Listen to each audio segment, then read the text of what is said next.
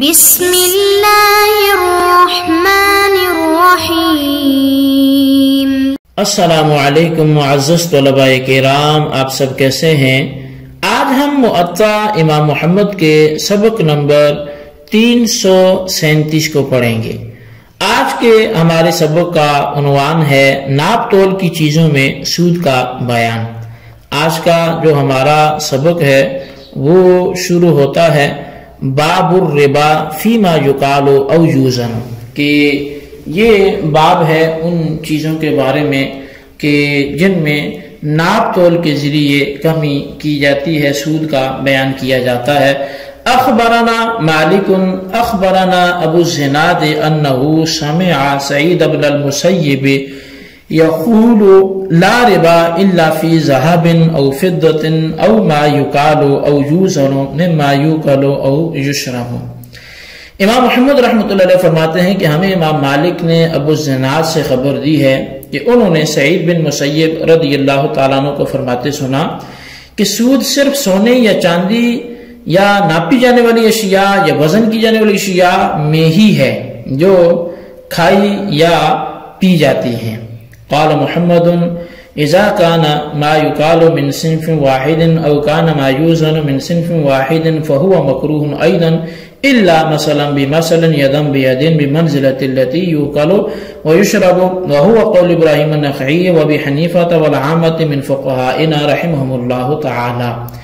امام محمد رحمۃ اللہ علیہ فرماتے ہیں کہ جب ناپی جانے والی اشیاء کی جنس ایک ہی ہو یا وزن کی جانے والی اشیاء کی جنس ایک ہی ہو تو وہ بھی برابر برابر ہاتھوں ہاتھ لیے بغیر اسی طرح مکروہ یعنی حرام ہے جس طرح کھائی اور پی جانے والی اشیاء ہوتی ہیں۔ اور یہی قول ابراہیم نخعی اور امام اعظم امام ابو حنیفہ اور ہمارے عام فقہائے کرام کا ہے۔ اخبرنا مالک اخبرنا زید بن اسلم عن عطاء بن یسار قال قال رسول اللہ صلی اللہ علیہ وسلم التمر بالتمر مثلا بمثل فقيل يا رسول الله إن عاملك على خيبر وهو رجل من بني عدي من الأنصار يأخذ الصاع بالصاعين قال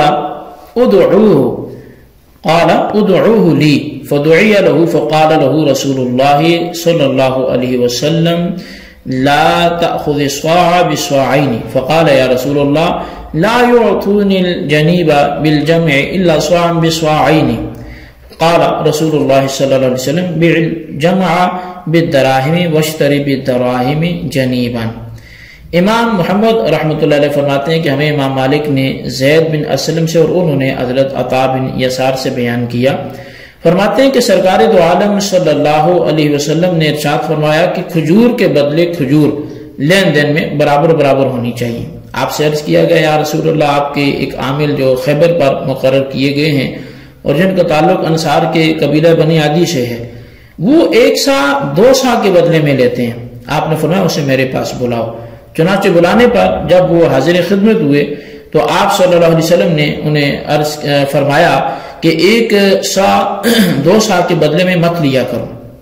وہ عرض کرنے لگے یا رسول اللہ وہ لوگ مجھے بڑھیا قسم کی کھجوریں وہ ردی کھجور کے بدلے میں اس طرح دیتے ہیں کہ ردی کے 2 سا اور اچھی کھجور کا 1 سا، اس پر آپ صلی اللہ علیہ وسلم نے فرمایا تم یوں کیا کرو کہ گھٹیا قسم کی کھجوروں کو دراہم کے عوض بیچ دیا کرو اور ان دراہم سے بڑھیا کھجوریں خرید لیا کرو۔ اخبرنا مالک اخبرنا عبد المجید بن سہیل والزہری عن سعید بن المسیب عن ابی سعید الخدری عن ابی ہریرہ ان رسول اللہ صلی اللہ علیہ وسلم استعمل رجلا على خیبر فجاء بتمر جنيب فقال له رسول الله صلى الله عليه وسلم أكل تمر جنيب هكذا؟ قال لا والله يا رسول الله ولكن صاع من هذا بصاعين وصاعين بثلاثة فقال رسول الله صلى الله عليه وسلم فلا تفعل بي تمرك بالدراهم ثم اشتري بالدراهم جنيبا وقال في الميزان مثل ذلك۔ امام محمد رحمۃ اللہ علیہ فرماتے ہیں کہ امام مالک نے ہمیں عبد المجید بن سہیل اور زہری سے اور انہوں نے سعید بن مسیب رضی اللہ تعالیٰ عنہ سے اور انہوں نے حضرت ابو سعید خدری رضی اللہ تعالیٰ عنہ حضرت ابو ہریرہ رضی اللہ تعالیٰ عنہ ان سے بیان کیا کہ رسول اللہ صلی اللہ علیہ وسلم نے ایک شخص کو خیبر کا عامل مقرر فرمایا، اس نے وہاں سے عمدہ اقسام کی کھجوریں لائی۔ آپ نے اس سے پوچھا کیا تمام کھجوریں ایسی ہی عمدہ ہوتی ہیں؟ تو عرض کرنے لگا یا رسول اللہ نہیں، لیکن ردی کھجوروں کے 2 سا سے یہ عمدہ کھجور 1 سا اور عمدہ کھجور کے 2 سا ردی کے 3 سا کا لین دین ہوتا ہے۔ اس پر نبی علیہ السلام نے فرمایا یوں مت کرو، ردی کھجوروں کو دراہم کے بدلے بیچو، پھر ان دراہم سے عمدہ کھجوریں خرید لیا کرو، وزن سے لین دین والی ہر چیز میں ایسا ہی کیا کرو۔ قال محمد وبهذا كله نأخذ وهو قول ابي حنیفہ والعامة من فقهائنا۔ امام محمد رحمۃ اللہ علیہ فرماتے ہیں کہ ان تمام پر ہمارا عمل ہے، اور امام اعظم امام ابو حنیفہ رضی اللہ تعالیٰ عنہ اور دیگر فقہائے کرام کا بھی یہی قول ہے۔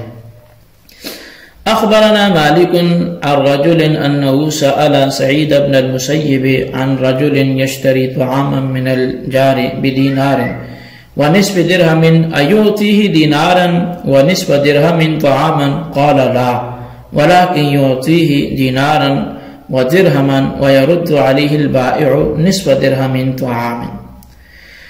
امام محمد رحمۃ اللہ علیہ فرماتے ہیں کہ امام مالک نے ہمیں ایک مرد سے یہ بیان کیا کہ اس شخص نے حضرت سعید بن مسیب رضی اللہ تعالیٰ عنہ سے ایک ایسے شخص کے بارے میں مسئلہ پوچھا جو مقام جار سے 1 دینار اور آدھے دینار کے بدلے میں طعام دے سکتا ہے۔ فرمایا نہیں، وہ اسے 1 دینار اور درہم ہی دے اور بیچنے والا نصف درہم لے کر اس کے بدلے میں اسے طعام لوٹا دے۔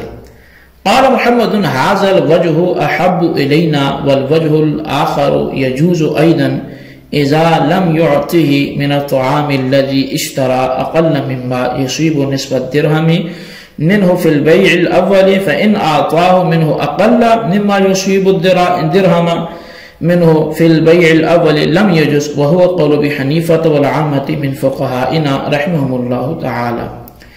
امام محمد رحمۃ اللہ علیہ فرماتے ہیں یہ وجہ اور طریقہ ہمارے نزدیک بہت پسندیدہ ہے، اور دوسرا طریقہ بھی جائز ہے جبکہ وہ اس خریدے ہوئے طعام میں سے جو بے اول میں نصف درہم کے بدلے میں تھا اس سے کم نہ دے۔ اگر اس بے اول سے 1 درہم میں آنے والے طعام سے کم اسے دیتا ہے تو جائز نہیں ہے۔ یہی قول امام اعظم امام ابو حنیفہ رضی اللہ تعالیٰ عنہ اور ہمارے عام فقہائے کرام کا بھی ہے۔ تو بہرحال اس باب میں کل 4 عدد روایات ہیں، جن میں 2 تو حضرت سعید بن مسیب رضی اللہ تعالیٰ عنہ کے اثر ہیں اور دوسری 2 نبی اکرم صلی اللہ علیہ وسلم کی احادیث مبارکہ ہیں۔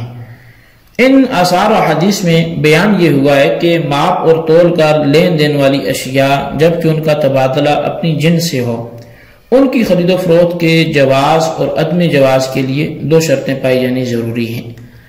ایک یہ کہ برابر برابر وزن یا ماپ میں ہوں، اور دوسرا یہ کہ مجلس بھی متحد ہو، یعنی ان کی باہم خرید و فروخت میں کمی بیشی اور ادھار جو ہے یہ جائز نہیں ہے۔ اور ماپ تول والی اشیاء جن کا احادیث مقدسہ میں صراحتاً ذکر ہے وہ 6 ہیں: گندم، جو، کھجور، نمک، سونا، چاندی۔ تو احناف کے نزدیک ان اشیاء کی علت جو ہے وہ قدر و جنس ہے، اس لیے ان کے احناف کے نزدیک جس چیز میں یہ علت پائی جائے گی یعنی قدر و جنس، اس کی خرید و فروخت کے جواز اور عدم جواز کا یہی طریقہ ہوگا۔ مثلا جو چنے یعنی جو اور چنے، مسور، چونا وغیرہ ایک ہی مجلس میں برابر وزن کر کے تبادلہ کیا جائے تو جائز ہے، ورنہ یہ بھی حرام ہوگا۔ اور اگر کوئی سی چیز ان 2 باتوں میں مشترک نہیں یا ایک میں اشتراک ہے دوسری میں اختلاف ہے تو اس حالت میں زیادہ مقدار کا لین دین جائز ہے، لیکن ادھار جائز نہیں ہوگا۔ احناف کی اس کلیے کی وضاحت صاحب ہدایہ نے بیان فرمائی ہے۔ اس کے ساتھ ساتھ یہ بات بھی پیش نظر رہنی چاہیے کہ شرائط مذکورہ کا لحاظ اس لیے ضروری رکھا گیا تاکہ لین دین کی مذکورہ صورت سود نہ بننے پائے۔ سود چونکہ اللہ تعالیٰ نے اسے حرام قرار دیا ہے، ارشاد فرمایا احل اللہ البیع وحرم الربا، کہ اللہ نے بے کو حلال فرمایا اور سود کو حرام فرمایا۔ تو ربا کی تعریف اگرچہ لکھی جا چکی ہے لیکن کتابوں میں مختلف جگہوں پہ اسے بیان کیا گیا، لیکن جہاں بھی یہ لکھی گئی وہاں یہ وضاحت ساتھ ہوتی ہے کہ ربا تو مطلق نفع کو بولتے ہیں، اور اب کیسے پتہ چلے کہ وہ مطلق نفع کیا ہے؟ تو یہ اب چونکہ احل اللہ البیع، اللہ تعالیٰ نے بے کو حلال کیا، وحرم الربا، اور نفع کو حرام کیا، تو بے تو ہر بے میں نفع ہوتا ہے، پھر کون سا نفع ہے جو حرام ہے؟ تو کیسے مطلب یہ اس چیز کو سمجھ آئے گی کہ ربا کیا ہے؟ تو اصل میں ربا اس زیادتی کو کہتے ہیں جو لین دین کرنے والوں میں سے کسی ایک کے لیے مقرر کر دی جائے اور وہ معاوضہ سے خالی ہو، یعنی عوض اس میں کچھ بھی نہ ہو۔ یہاں اس بات کو بھی جاننا نہایت ضروری ہے کہ مذکورہ بیع و شرع میں ان اشیاء کی صفت یا وصف کو معتبر نہیں کیا گیا، کیونکہ اس کے اعتبار جو ہے وہ مساوات سے سخت مشکلات درپیش آ سکتی ہیں، لہٰذا ردی کھجور اور بڑھیا کھجور میں ان کی جو بری اچھی صفت کا خیال رکھ کر ردی کو یہ 2 سیر یا 2 کلو اور ایک اچھی کھجور کا 1 سیر یا 1 کلو کا لین دین وہ ربا بنے گا۔ تو بہرحال جو باب میں مذکورہ حدیث میں بھی نبی علیہ السلام سے اس بارے میں صاف صاف تسلی ہے۔ اس کا طریقہ آپ صلی اللہ علیہ وسلم نے یوں فرمایا کہ ردی کو دراہم کے عوض بیچ ڈالو، پھر ان دراہم کی بڑھیا کھجور لے لو۔ تو معلوم یہ ہوا کہ جنس اور وزن جو ہے یہ اور کیل میں اتحاد ہوگا تو کمی بیشی جائز نہیں ہوگی، وصف کا اعتبار نہیں ہے۔ صاحب ہدایہ کی تحقیق کے حوالے سے یہ وہ فرماتے ہیں کہ ربا اس زیادتی کا نام ہے جو عقد معاوضہ میں عقدین میں سے کسی ایک کے لیے اصل عقد میں مقرر کی جائے۔ یہاں وصف کو شمار یا معتبر نہیں کیا جائے گا، کیونکہ وصف میں کمی بیشی کو عرف عام میں اس چیز کے مختلف ہونے کا نام نہیں دیا جاتا۔ دوسرا یہ بھی ہے کہ اگر اوصاف میں برابری کے اعتبار لازم قرار دیا جاتا ہے تو لین دین ٹھپ ہو جائے گا۔ تیسری بات یہ بھی ہے کہ خود رسول کریم صلی اللہ علیہ وسلم کا قول مبارک ہے کہ جیدھا وردیھا سواء، یعنی کیلی اور وزنی اشیاء میں بڑھیا اور گھٹیا ہونا یہ برابر ہے۔ تو بہرحال یہ کچھ اس حوالے سے وضاحت آپ کے سامنے رکھی گئی کہ جس میں یہ سمجھ آئے کہ ربا کیا ہے اور بیع کیا ہے۔ تو اس حوالے سے بالخصوص اصول فقہ کی کتابوں میں ہم پڑھتے ہیں کہ جب احل اللہ البیع فرمایا تو حرم الربا میں ربا سے کیا مراد ہے؟ ہمیں کیسے پتہ چلے گا کہ کون سا نفع جو ہے وہ حرام ہے؟ کیونکہ ہر بیع میں ہی نفع ہوتا ہے، بیع ہوتی اسی لیے ہے۔ تو اس حوالے سے ہمیں وہ حدیث پھر مدد کرتی ہے کہ جس میں الذهب بالذهب والفضة بالفضة، یہ حدیث میں 6 چیزوں کو گنوایا گیا کہ ان 6 چیزوں میں جو ہے وہ اگر ہاتھوں ہاتھ نہ ہو، ادھار ہو، کمی بیشی ہو تو یہ صورتیں جائز نہیں ہوں گی۔ تو اب علماء کرام نے اس میں غور کیا کہ آخر علت کیا ہے۔ تو اگرچہ شوافی کے ہاں علت اور ہے، احناف کے ہاں اور ہے، لیکن غور و فکر کرنے کے بعد جو علت سامنے آئی احناف کے نزدیک وہ قدر و جنس ہے۔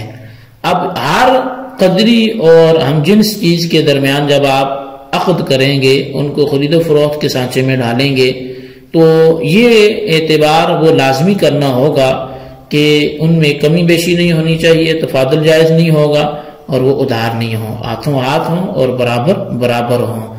تو یہ ایک جنس اور قدر کی علت معلوم ہوئی۔ تو اب ہر وہ شے جس میں سود کی بات ہوگی تو اس میں اس علت کو دیکھا جائے گا۔ اگر علت پائی جائے گی تو اس چیز کا آپس میں لین دین درست نہیں ہوگا، لیکن علت نہیں پائی جائے گی تو اس کا آپس میں لین دین بھی درست ہوگا۔ تو بہرحال علت جہاں بھی ہوگی وہاں حکم ہوگا، اور جہاں حکم ہونے کے لیے آپ بےتاب ہوں کہ یہاں بھی سود کا حکم لگے تو آپ کو علت کو تلاش کرنا ہوگا۔ تو یہ اس آیت کا مفہوم بھی پھر سامنے آیا کہ احل اللہ البیع وحرم الربا میں جو اللہ تعالیٰ نے جس نفع کو حرام قرار دیا ہے وہ ہر نفع نہیں ہے، کیونکہ بیع میں بھی نفع ہوتا ہے۔ ایک بندہ چیز 10 روپے کی خریدتا ہے تو 12 کی بیچے گا تو اسے نفع ہی ہوگا، اور وہ خرید و فروخت کرتا بھی تبھی ہے، بلکہ وہ نفع وہ کہ جو عوض سے خالی ہو، خام خواہی رکھا جائے تو اس کو سود قرار دیا۔ تو بہرحال یہ ہمارے آج کے سبھی کی کچھ وضاحت تھی، اس کو آپ اچھی طرح سمجھیں، اس کے خلاصے کو اپنے رجسٹر پہ ضرور لکھیں۔ اللہ تعالیٰ سے دعا کرتے جو ہم نے پڑھا سنا اسے یاد رکھنے کی توفیق نصیب فرمائے، آمین بجاہ النبی الامین صلی اللہ علیہ وسلم۔